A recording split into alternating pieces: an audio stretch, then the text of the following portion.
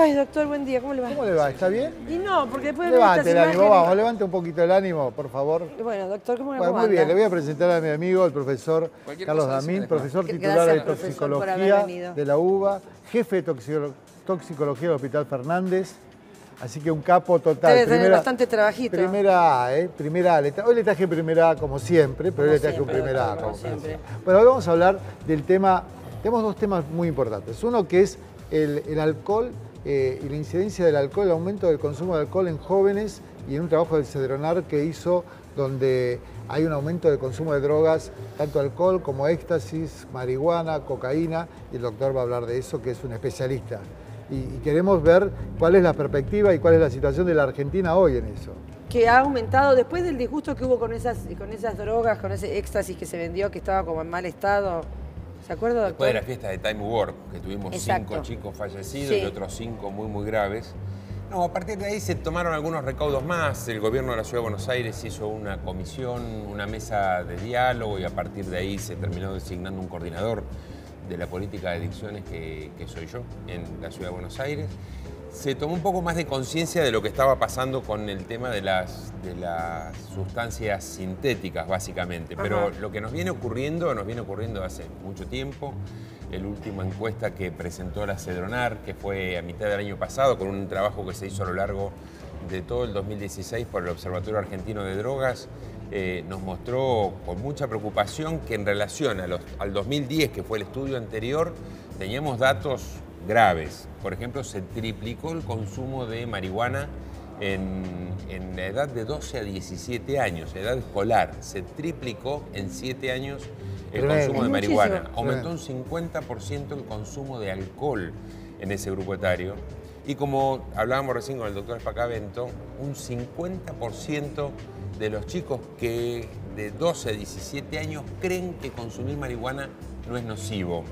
Como que se ha mezclado además esta cosa de la posibilidad del cannabis medicinal con el fumar marihuana, que no tiene absolutamente nada que ver, ¿no? No tiene nada que ver una cosa con la otra. Y el tema del alcohol, que la gente piensa que dice, bueno, no pasa nada, se tomó o se agarró. El alcohol, tenemos un problema grave con el alcohol porque hay una banalización del consumo y una subestimación clara de parte de los padres. Yo creo que ahí tenemos el problema. Eso es lo que iba a decir, me iba justamente a hablar de eso. El alcohol está prohibido en su venta y su suministro a menores de 18 años, básicamente porque el alcohol produce daño neurológico. Sí.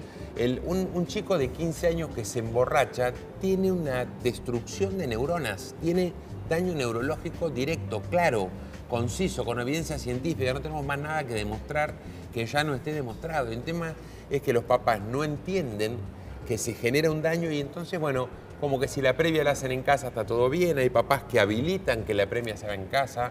Hay papás que facilitan el dinero para comprarlo, ¿no? Yo en eso estoy a favor, porque si los chicos hacían la previa en casa siempre, y yo veía el estado, si veía que estaban mal, no los dejaba salir. O sea, iba controlando el grado de ¿Hablamos alcohol. de qué edad? Los menores de 18 años tienen prohibido el consumo de alcohol. Sí. Bueno, pero digo, mientras vivían conmigo uno los puede controlar. No, claro, pero si tienen más de 18 años, si tienen 18, 19 años y toman alcohol, si no, no deben tomar alcohol. No, claro, pero lo que pasa es que hay muchos padres que lo permiten. Sí, y eso nos genera la banalización de parte de los chicos. Bueno, pero por eso digo, está bueno hacer en un punto las previas si los padres tienen control, porque si alguno aparece con una botella de gin o con una botella de esto, que el otro, y lo peor, ¿sabe qué es? Los deliveries. Exactamente. El delivery lleva a cualquier hora y a cualquier día y los chicos, tenemos hoy muchos chicos por ahí adolescentes que están solo en casa, los papás se fueron a otro lado, salieron y claramente entonces empezamos con problemas de consumo grave en casa. Y hay un tema también que quería preguntarte para que todas y todos lo conozcan, ¿no? ¿Qué pasa? ¿Cuál es la principal puerta de entrada a drogas duras? A la cocaína, porque hay un mito, o hay por lo menos ideas de si es el alcohol o la marihuana. Durante mucho tiempo se creyó que era la marihuana. La marihuana es la puerta de entrada a otras drogas. Y la verdad es que es el alcohol el que facilita decir que sí a situaciones que se hubiera dicho que no. Es bajo los efectos del alcohol que un adolescente termina aceptando cuando otro le convida una sustancia ilegal, que por ahí hubiera dicho que no en otras circunstancias, pero con un par de tragos encima, es como más fácil y entonces la puerta de entrada es el alcohol. Sobre todo que lo tenemos como sustancia de inicio a los 13 años. y realmente ha bajado mucho el inicio del consumo de alcohol. No, además hay que tener mucho miedo por los viajes de egresados. Pasan desastres en los viajes de egresados. Sí. Y los chicos y las chicas, o sea, me refiero a ambos sexos, tienen unos descontroles. ¿No se puede creer? No, y que están un poco programados los viajes egresados para perder el control y sobre todo con el consumo de alcohol, ¿no? Pero fíjense que es el consumo de alcohol el que facilita los embarazos no deseados, los embarazos por no prevenirlo, las enfermedades de transmisión sexual por tener sexo sin protección. Es decir, es el alcohol siempre el que nos termina complicando situaciones que podrían haber sido prevenibles. Hay una gráfica que vamos a ver, que es lo que decíamos antes, ¿no? Que el 50%, acá está, ¿no?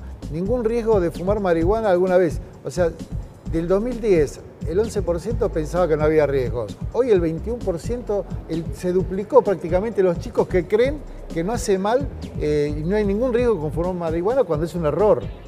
Ahí están fallando las políticas públicas y está fallando la educación, porque es un error. Nosotros no estamos demonizando el alcohol pro marihuana, digamos, las dos cosas son malas.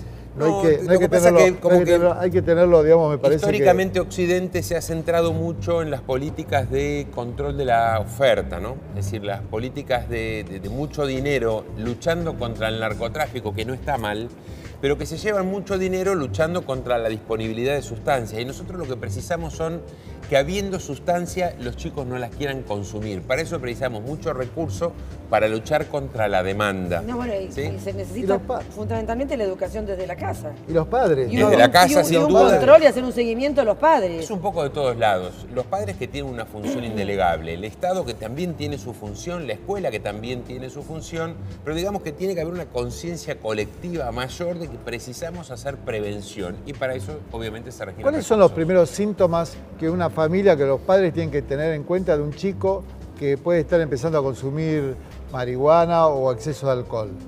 Bueno, hay 4 o 5 cosas que un papá atento, una mamá atenta puede advertir, ¿no? El cambio de compañeros, el cambio de amigos. Hay veces que los chicos tienen todo un grupito del colegio y en algún momento empiezan a aparecer chicos que no son del colegio y que no queda claro de dónde. O los cambios de actitud, los cambios de comportamiento en la cosa cotidiana, más allá de lo que son los cambios de la adolescencia.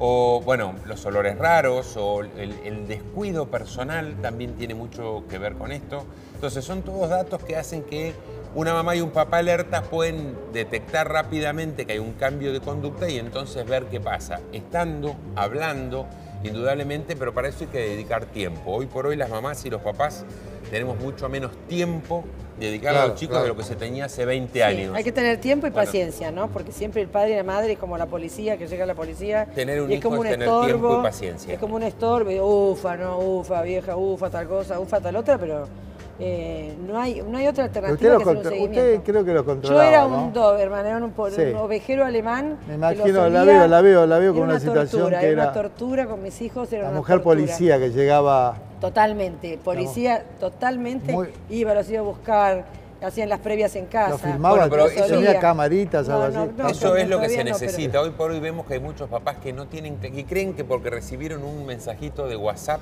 el hijo o la hija están bien. Y la verdad que muchas veces los papás no saben dónde está durmiendo el hijo o la hija, con quién está durmiendo, si en esa casa hay más personas, hay adultos, no hay adultos. Se quedan por ahí tranquilos con un mensaje de WhatsApp y la verdad es que el tener un chico y cuidarlo es otra cosa. Hay que hacer un seguimiento y ahora es peor porque creo que hay drogas encima mucho más pesadas que los chicos tienen acceso. O sea, y hoy por hoy las sintéticas son sustancias complejas que los chicos también están subestimando mucho, el éxtasis, el popper, el GHB, son sustancias que vemos que se consumen mucho, sobre todo. Ni conocemos nuestra generación. El GHB es lo que se conoce como éxtasis líquido, que es una sustancia que muchas veces genera cuadros mucho más graves cuando se asocia al éxtasis y lamentablemente se lo asocia muchas veces. Viene en pequeños frasquitos. Y que lo venden en los boliches. Y se comercializa ilegalmente, son sustancias ilegales. ¿Y vos creés que la despenalización del consumo de marihuana, eso es un paso para adelante o un paso para atrás? El consumo de ninguna sustancia está penalizado en nuestro país. Lo que está penalizada es la tenencia, no el consumo. Y yo estoy convencido que la despenalización de la tenencia es un paso obligado que tenemos que dar porque somos, junto con Estados Unidos, los únicos países de América que aún no lo dieron. La verdad es que claro. Penalizar a un chico es ubicar el problema de las sustancias en el lugar de la seguridad y no de la salud. Cuando nosotros logremos ubicar esto como un problema de salud y no de seguridad, por ahí vamos a haber dado un paso en el sentido adecuado para poder abordarlo.